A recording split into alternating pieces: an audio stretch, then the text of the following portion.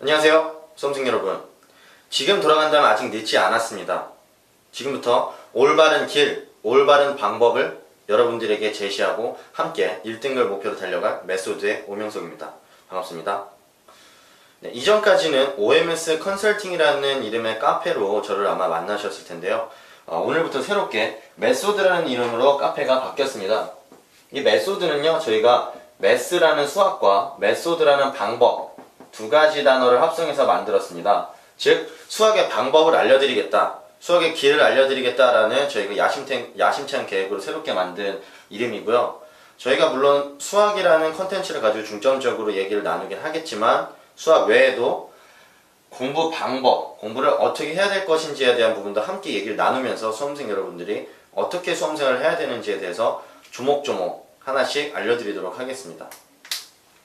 네, 그래서 저희가 카페 이름을 바꾸면서 어떻게 하면 수험생들에게 좀 더 유익한, 도움이 될 수 있는 내용을 전달할 수 있을까라고 생각을 해서 제가 생각한 첫 번째가 바로 무료 공개 강의입니다. 그래서 저희가 이번 주부터 시작을 해서 총 4주 동안 하루에 일주일에 하루씩 2개에서 3개의 강의를 오픈을 할 예정입니다. 그래서 그 방법 같은 경우에는 수험생들이 직접 보고서 따라 하시게 되면 많은 도움이 될 부분이기 때문에 직접 다 보시고 활용을 하시면 좋을 것 같습니다. 그래서 첫 번째 내용이 뭐냐? 이번 주와 다음 주는 수험생 생활의 기본적인 공부 방법입니다. 그러니까 모든 공부를 하고 계획을 세우는 데 있어서 적용되는 방법이기 때문에 반드시 봐야 되는 부분이고 반드시 모든 공부에 적용을 해야만 하는 필수적인 부분이라고 할 수가 있습니다. 그렇기 때문에 오늘 전달해드릴 내용, 그리고 다음 주에 전달해드릴 내용까지 반드시 숙지를 하시고 공부에 실질적으로 적용을 하시는 게 좋을 것 같다고 생각이 듭니다. 저희 강의는 강의 자료가 따로 있습니다. 그래서 강의 자료는 그 밑에 동영상 밑에 링크된 주소로 따라오시면 강의 자료를 다운받을 수 있으니까요. 강의 자료 다운받으셔서 함께 이렇게 필기를 해가면서 보시면 더욱 좋을 거라고 생각을 합니다. 그래서 첫 번째 강의 내용은 뭐냐? 제 이름을 붙여봤습니다. 뭐라고 붙였냐면 필패하는 수험생의 산무법칙이라고 이름을 지었습니다. 자, 세 가지를 모르기 때문에 수험생들이 수험생활에 필패, 반드시 패배할 수밖에 없다라는 좀 자극적인 이름입니다. 왜 이렇게 이름을 지었느냐? 제가 뭐 온라인에서 수험생들을 이제 많이 상담을 하는 걸 알고 계실 텐데 그렇게 뭐 100명이면 100명, 1000명, 뭐 수천 명의 학생들을 제가 상담을 한 결과 그 중에 85%에서 90%의 학생들이 고민을 상담을 하고 답변을 받았음에도 불구하고 개선을 하지 못하는 현상이 많이 있습니다. 진짜. 자, 점수가 안 올라서 저에게 상담을 하고 어떻게 해야 될지 몰라서 막막하다는 마음에 상담을 시작하지만 개선을 하는 학생이 개선하지 못하는 학생이 85에서 90%에 달하는 거예요. 근데 그 이유가 뭔가 하니 제가 지금부터 설명드릴 이 세 가지를 모르기 때문에 좋은 조언, 좋은 방법을 득하고 실천을 함에도 불구하고 점수를 오르지 못하고서 필패할 수밖에 없는 거예요. 너무나 안타까운 거죠. 보통 이렇게 조언을 받고서 공부를 하게 되면은 뭐 6개월, 적게는 3개월에서 많게는 뭐 6개월에서 1년까지도 공부를 하는데 이 시간 동안 공부를 했는데도 불구하고 개선이 없다라는 건 문제가 심각하다는 겁니다. 시간을 낭비한 거예요. 그만큼 시간을. 제대로 했어야 되는데 그 시간 공부를 제대로 했으면 개선이 됐어야 되는데 개선되지 못하고 시간을 날려버린 거예요. 그렇기 때문에 얼마나 이게 엄청나게 이게 안타까운 일입니까? 그렇기 때문에 오늘 말씀드릴 필패하는 수험생의 산무법칙 반드시 숙지하시고 반드시 적용하셔서 모든 공부에 적용하셔가지고 필패하시는 일 없었으면 좋겠습니다. 그래서 그런 마음으로 이 첫 번째 강의를 준비했으니까요. 필기 열심히 하시면서 보시면 좋을 것 같습니다. 먼저 제가 한 가지 상황을 한번 예로 들겠습니다. 수리 5등급 나오는 학생이 있습니다. 고2고요. 상황을 가정하겠습니다. 고2고요. 한 수능까지 한 1년 반 정도의 시간이 남은 학생이라고 제가 하겠습니다. 자, 이 친구가 공부를 하려고 여러 가지 방법을 찾아봤습니다. 인터넷에서.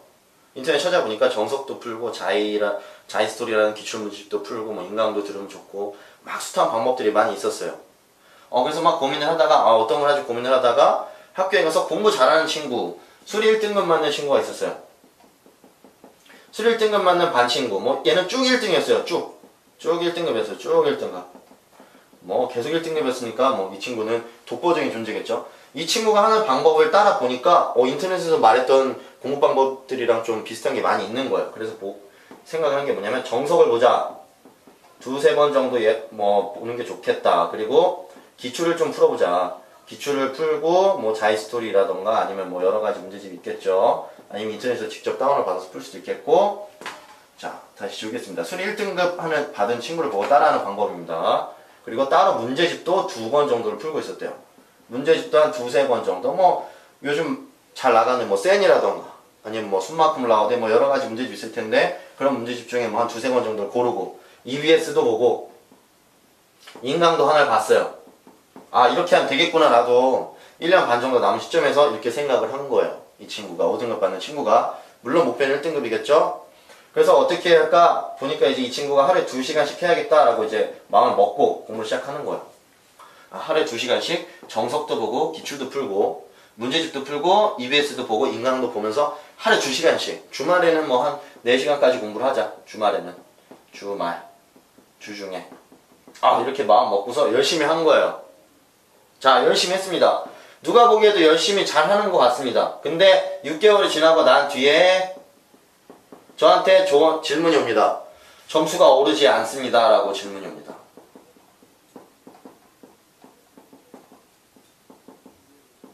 자, 어때요? 혹시 이와 비슷한 방법으로 공부를 이미 하셨고 이와 같은 똑같은 의문, 똑같은 질문을 가지고 계시는 수험생분들 많이 있습니까?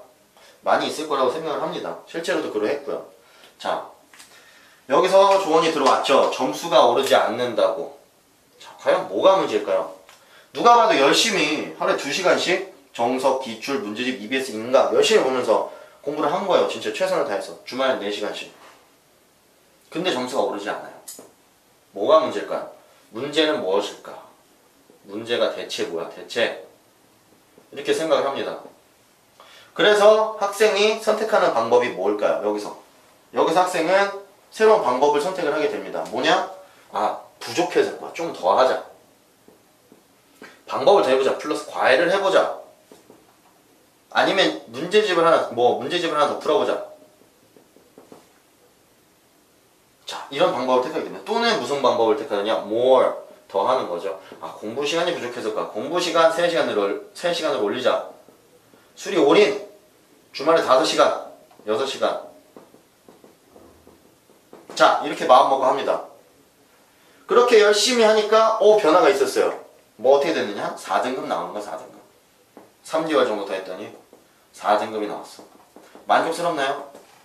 공부는 엄청난 양을 공부를 했는데 결국에 나오는 결과 4등급. 어떻게 만족스러울까요? 이 학생이? 아닙니다. 저한테 다시 질문을 해옵니다. 뭐라고?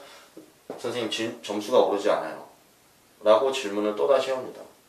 분명히 남들도 다 하는 정말로 빽빽하게 열심히 한 커리큘럼을 가지고 이렇게 따라왔고, 그리고 다시 부족한 것 같아서 방법을 바꾼 게 아니라 조금 더 한 거죠. 열심히 더 했어요. 더 했는데도 불구하고 다시 원점으로 돌아온 거예요. 점수가 오르지 않아요. 라고. 과연 왜? 그렇지, 왜? 자, 여기서 문제가 시작이 됩니다. 자, 왜라는 질문을 이 친구가 했었다면 이 방법들에서 잘못된 게 없을까라는 고민을 좀 더 심각하게 했어야 되는 거예요. 근데 그런 고민 없이 내가 좀 뭔가 덜 했나 보다 라고 생각하고 더 하는 데 불과했죠. 자, 이 과정은 이 문제에 대해서, 그러니까 자신의 문제에 대해서 고민하는 과정 자체가, 이런 과정 자체가 굉장히 짧아요. 보통 학생들은 고민이 짧다. 고민이 매우 짧아요. 매우. 친구가 학교에서 센 좋아. 그럼 센을 풀기 시작하는 거예요. 교과서 봐야 돼. 그럼 교과서를 보기 시작하는 거예요. 무조건. 내가 그 교과서를 왜 봐야 되는지, 내가 지금 시점에 왜 센을 풀어야 되는지에 대한 고민이 없이 그냥 무조건적으로 이렇게 하면 될 거야, 저렇게 하면 될 거라는 그런 이 짧은 생각을 가지고서 자신이 갈 방향을 정하게 되는 거예요. 이렇게 매우 짧은 고민을 가지고서. 이 매우 짧은 고민 속에 이 산무가 들어가 있습니다. 이 산무 법칙. 자, 그 말인즉슨 고민을 더 해야 된다는 거예요. 내가 공부를 한 과정, 내가 공부를 하는 방법에 있어서 더 많은 고민을 해야 되는 거예요. 세 가지나 빠져있다니까요. 요 안에. 자, 제가 말씀드렸습니다. 여기서 뭐라고 했느냐? 점수가 오르지 않는다. 왜? 라는 고민을 해야 된다고 말씀드렸습니다. 왜? 라는 고민을. 그게 첫 번째입니다. 우선 여기서 제가 다시 지우고 처음부터 정리를 해가면서 다시 얘기를 할 텐데요. 이 왜라는 부분에서 과연 수험생들이 자신이 얼마나 고민을 해봤는지, 현재 내가 하고 있는 공부, 방법, 내가 풀고 있는 문제집, 내가 다니고 있는 학원, 또는 내가 공부를 하고 있는 스타일, 그런 게 과연 맞는지, 틀린지, 어떻게 해야 되는지에 대해서 얼마나 스스로 고민했는지 한번 돌이켜보시기 바랍니다. 대부분 수험생들이 아마 그렇게 깊이 있는 고민을 하면서 공부를 하지는 않았을 거예요. 분명히 얘기를 하자면. 대부분 그렇게 합니다. 맹목적으로. 자, 그렇다면 이런 맹목적인 짧은 고민 속에 과연 무엇이 잘못되어 있는가, 무엇이 없는 것인가를 한번 보겠습니다.